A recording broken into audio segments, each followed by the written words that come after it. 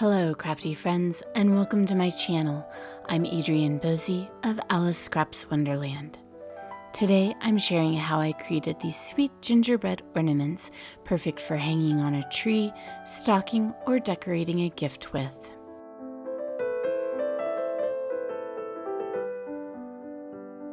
I used the gingerbread ATCs from the mixed palette as the base of this project. I'll also be using clear gesso, Sizzix's Pearlescent Medium and Expand Paste, Catherine Pooler's Gingerbread ink, distress glitter, and some tiny buttons. I'll have all of the supplies linked in the description box below for you, along with some notes about this project.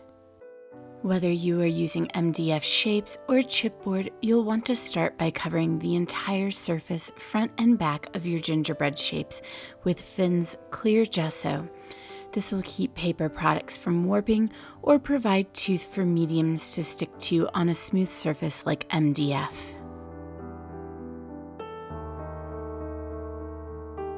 Once the gesso is dry, press and swipe the Catherine Pooler gingerbread ink onto your gingerbread shapes. Try to get as even coverage as possible, but don't stress too much about streaking. Streaks do disappear as the ink dries.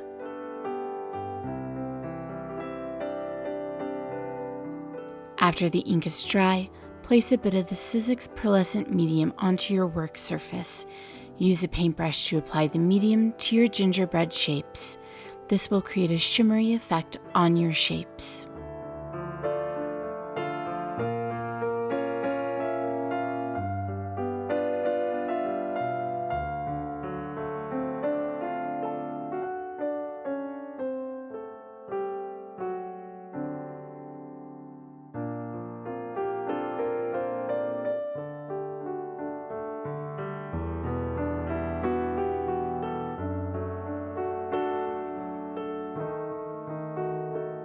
Then after the pearlescent paste is dry on your gingerbread shapes, go over it again with a layer of clear gesso. This will create more of a frosted look to your pearlescent medium and help lock in and protect the ink.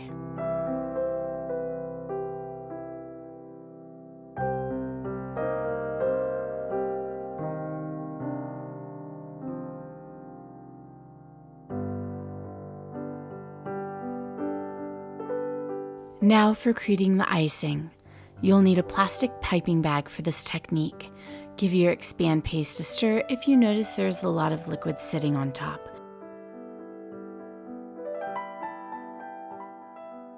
Then add some expand paste to your piping bag and squeeze it toward the tip. You can use other texture paste for this, just know that your paste could yellow by soaking up ink that escaped the gesso. Find the seam on your plastic bag and fold the bag so the seam sits on the top and bottom rather than on each side. This will create a more rounded piping job rather than icing that is flattened. Then snip off a really tiny bit of the tip of the bag. Finish squeezing the expand paste down to the tip, then pipe lines on the arms and legs as well as the face. If you decide not to use the tiny buttons, pipe on some small buttons as well.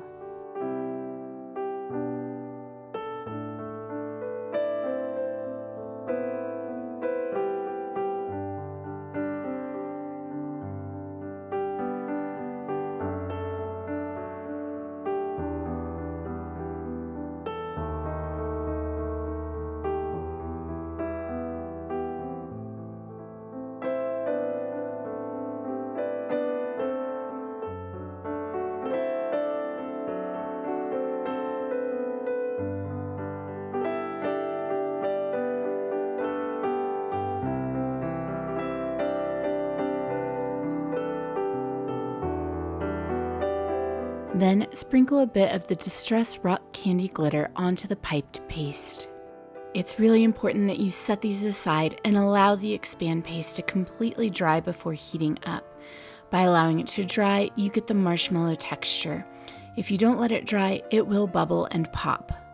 Also, don't worry if some of your ink soaked through and yellows your expand paste as it dries. What makes this paste magical is what happens when you heat it up. You can see that mine definitely yellowed, but as soon as you blast it with your heat tool, it expands and becomes puffy, turning it white again.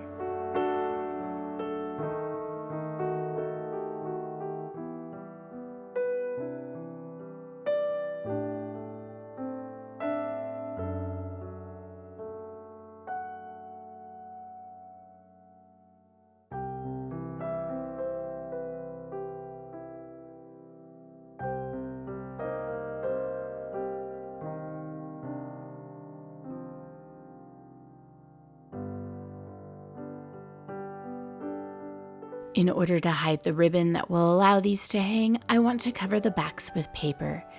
I use a bit of the Prima Marketing 25 in peppermint paper, tracing my gingerbread shapes out onto the paper.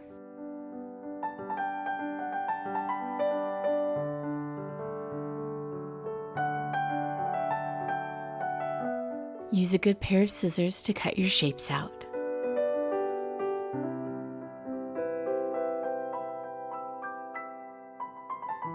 Then trim a bit of 1/8 inch ribbon for each gingerbread shape.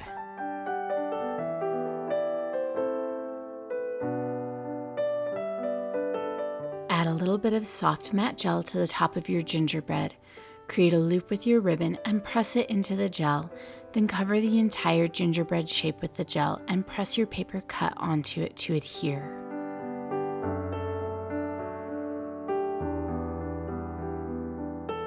Next, use a glass file to perfect and soften the edges of the paper on your gingerbread shapes.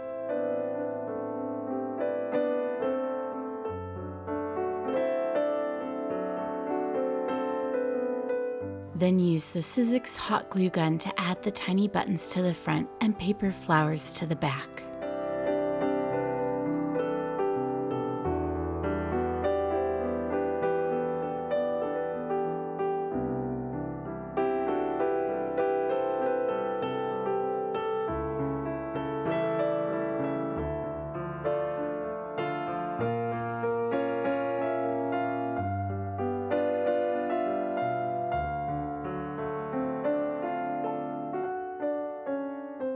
Then pop on a few gems onto the back with the flowers using a bit of Sizzix Express glue.